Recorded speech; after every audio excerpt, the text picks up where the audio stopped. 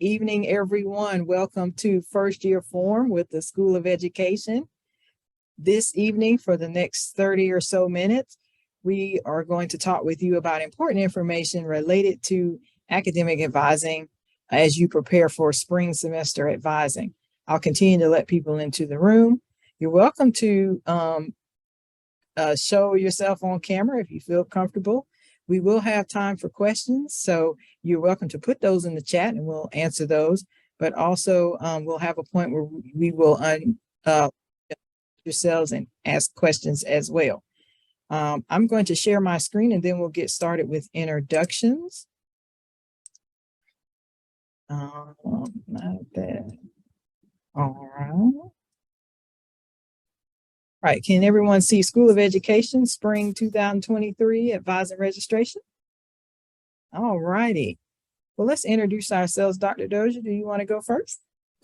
So I am Dr. Jacqueline Dozier. I am Director for Student Success here in the School of Education and Licensure Officer for the Teacher Preparation Programs.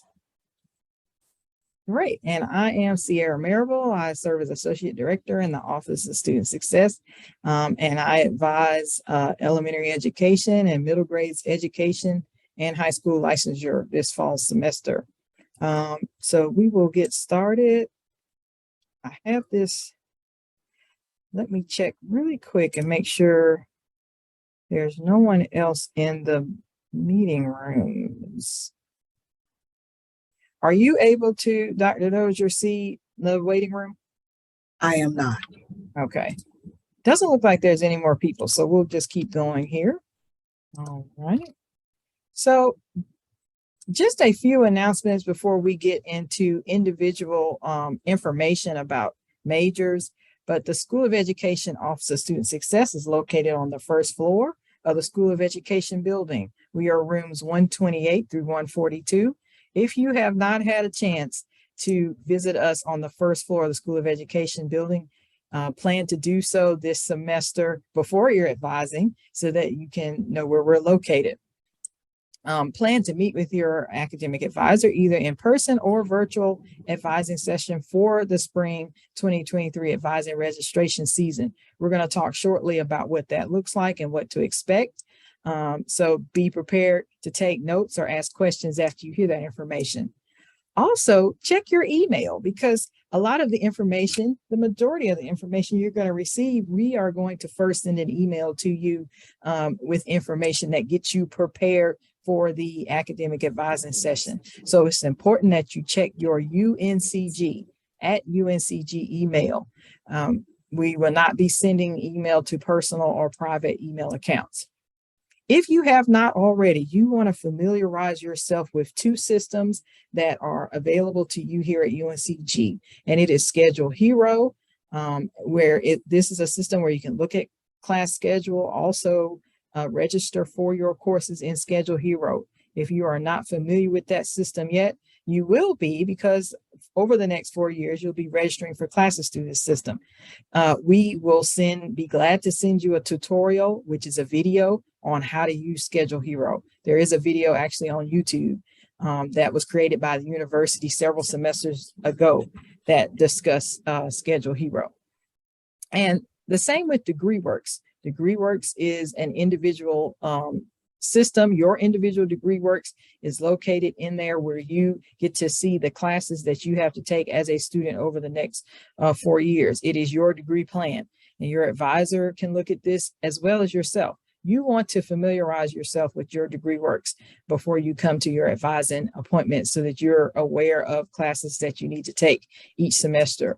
Learn what your advising requirements are, as well as what you have credit for in the system. So for example, at the end of this semester, you will receive credit for the classes that you take if, of course, you pass those courses, and that will show on DegreeWorks. So those are two key tools that we want you as first-year students to become familiar with on the UNCG system.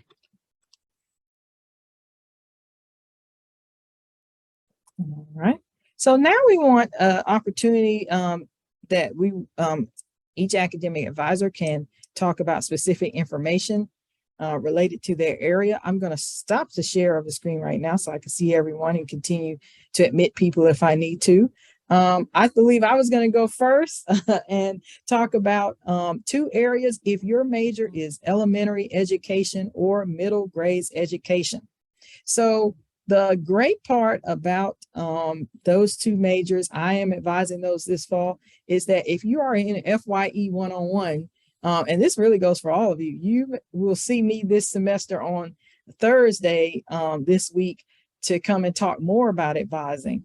But one key thing to keep in mind is that probably on Thursday or the day after, you will receive an email from me regarding making your advising appointment. It will have information on a system called Starfish. To go into Starfish, look at my calendar and begin making your advising appointments. Those advising appointments will be late October and into November, because your registration window as a first year student will be around the 2nd week of November. And so in that email, I will have information on how to make appointments, the course selection form that you need to fill out prior to advising with me, and more information that will help you be successful during your academic advising appointments. And that again goes for middle grades and elementary majors. Keep in mind as well, just like I mentioned, you want to look at your degree works. I'm going to have a resources email that I send separately that is also going to have information as well. It has tutorials, it has the 4-year course plan. So you can use all those resource tools to start developing your schedule. Of course, if you're having problems early on with what kind of classes should I take or what to think about, send me an email. Let me know. Later on, before this session ends, we will share our email addresses with you so that if you have questions prior to your academic advising session, we can email you before that appointment. So keep that in mind as well. But for elementary and middle, it's important. Again, check your email. You'll receive a lot of information from me, and you will see me in the FYE 101 class this week to begin that process of discussing academic advising. So we're just excited. I'm just excited that I get to see all of your smiling faces here by the end of the month. Does anyone have any questions so far? I do have 2 people that I just admitted into the room, so welcome to the session. But does anyone have any questions, elementary education or middle grades education?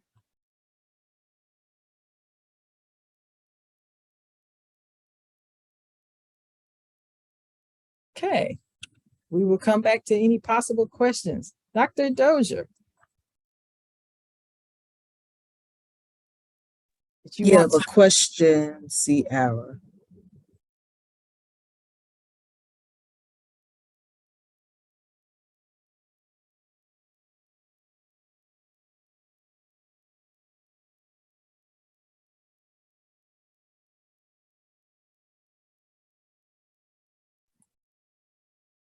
Ciara, you're on mute.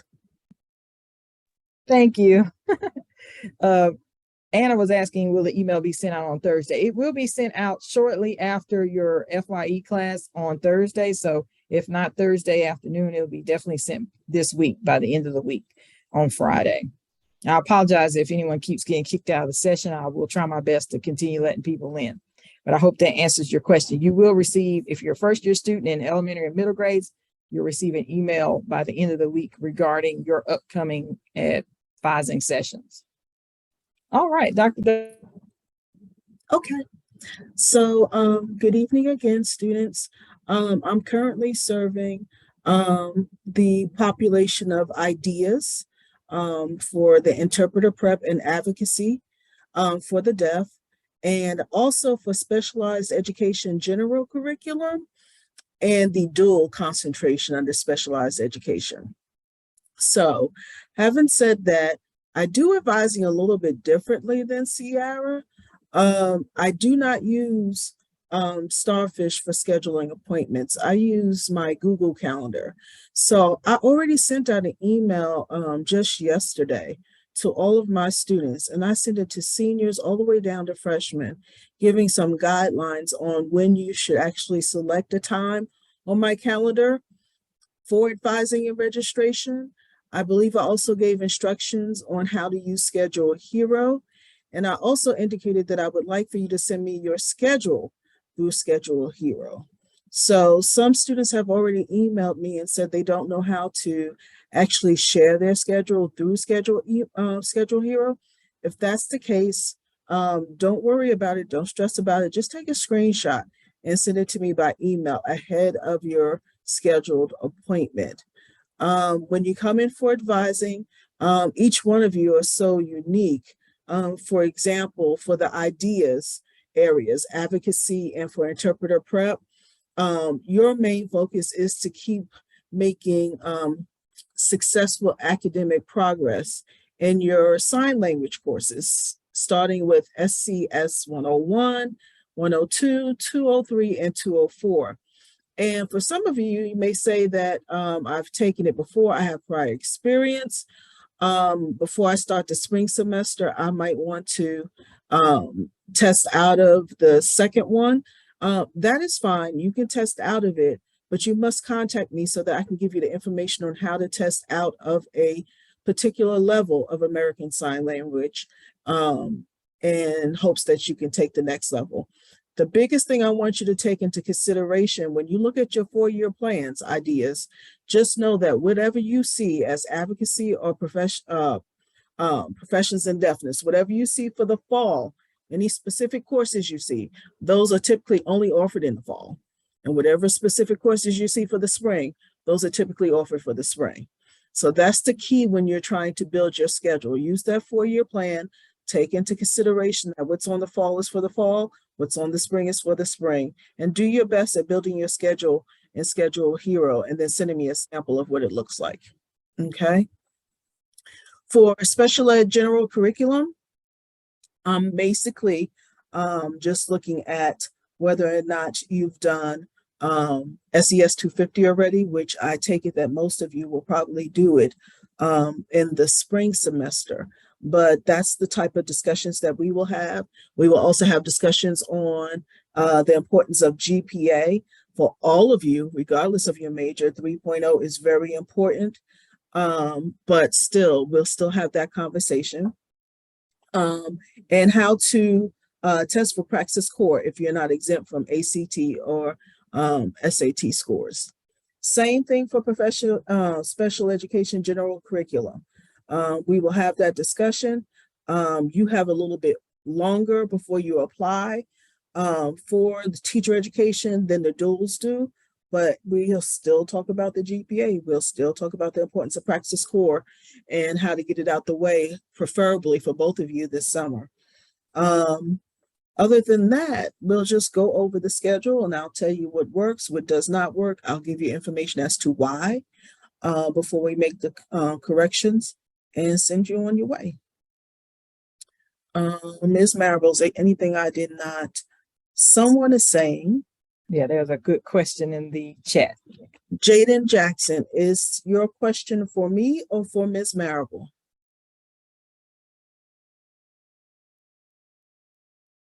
You. Okay. So it's sent already. It was an email. The subject was advising and registration for spring 2023. It was sent out yesterday. You may want to check your spam because sometimes the email winds up in spam, which is not good, but nevertheless, it happens.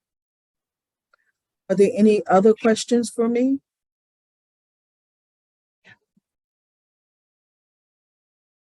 All right, thank you very much. Thank you. And Jayden said thanks as well.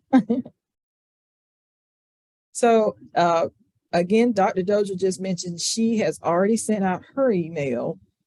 So check your spam, check your at UNCG. If you're elementary and middle grades, that email is going out later this week regarding advising. And Dr. Dozier brought up a very good point about GPA, which is very important in the School of Education. If you're going into a teacher licensure program, you want to shoot for that 3.0 GPA here in the very first semester. So you all may have gotten a chance and hopefully have already gotten a chance to look at your mid-semester grades, midterm grades, and kind of see where you are here in this first semester. That's a great way to gauge yourself here this first semester at UNCG. those grades, if you've got A's and B's, that's great. Keep them high and keep it going for the rest of the semester so you end on a strong note. It is good to start with a higher GPA than it is to try to bring up a low GPA.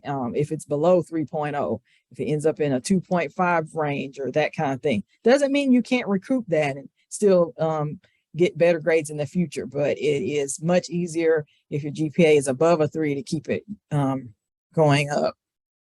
Anything else you can think of, Dr. Dozier, in terms of School of Education or any other announcements? Let's see, move forward. If everyone could just say yes or no or thumbs up if you had to take the SAT or ACT. Yep. We're getting yeses in the chat. Yes. Okay. Okay. So it's surprising me because I have other students here who said they did not take it or it wasn't required. Okay. Yeah, wow. Yeah.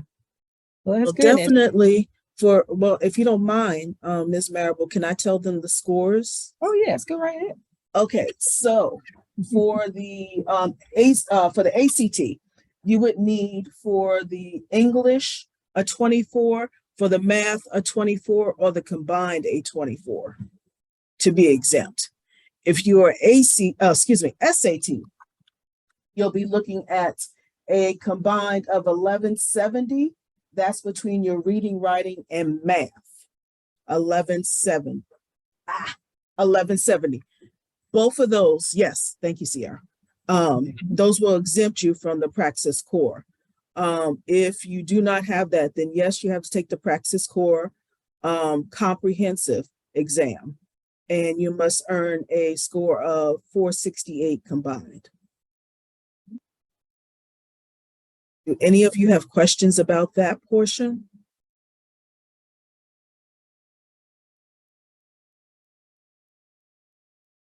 You guys are quiet.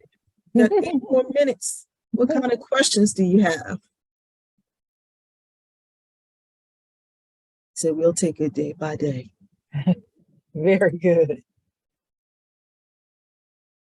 Okay. Let me go to, again, you may want to take a picture of this page, Academic Advisors in the School of Education. Our email addresses are here, our areas of advising. We have one Ideas Area Deaf Education, which is with Miss Lynn Allen. Her email is there. And if anybody happens to be information science or considering that major, Dr. Zachary Frazier is advising that area. But Dr. Dozier's email and room number here and my email as well. That's a J. If anybody, both of ours has a J at the beginning, if anyone's wondering about that. So you may want to screenshot this screen or take a picture if you need the email address. And lastly, I know the contact information for our Office of Student Success, our rooms, and then our general email is soeoss@uncg.edu. And I even went off screen there. I even included a cool picture. I think this is all of you at Navigate back in August, if you remember that. I hope you all still have your light blue shirts. You could wear it to your academic advising appointment.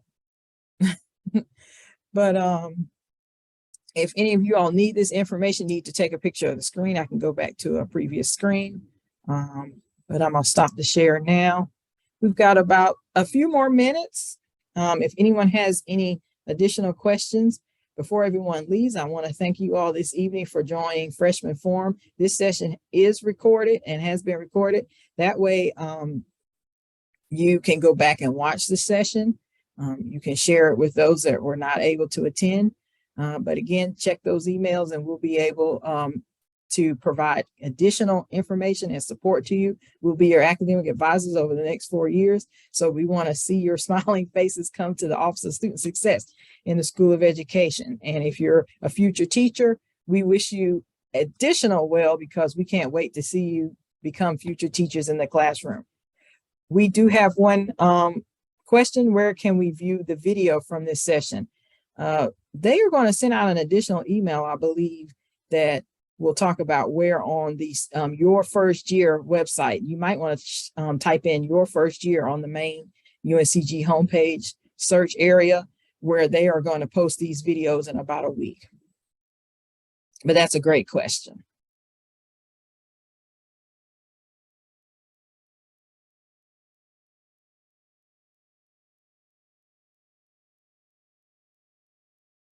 Any additional questions? Dr. Dozier has a question. Will our advising appointment be in person or over Zoom?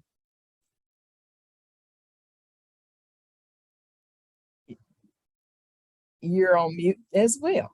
Excuse me for that.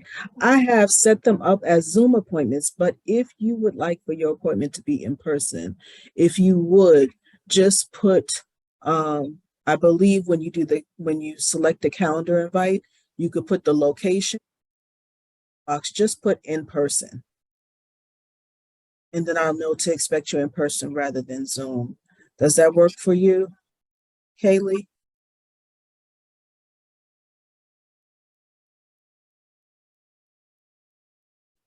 You're welcome.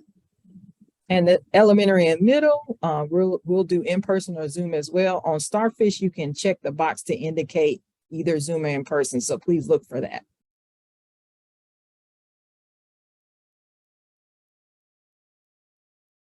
All right, everyone, I'm going to pause the recording and I'll stay on for another minute. But if anyone has any additional questions, you're welcome to ask those or unmute and ask those. But otherwise, we hope you all have a good evening and thank you all for joining us.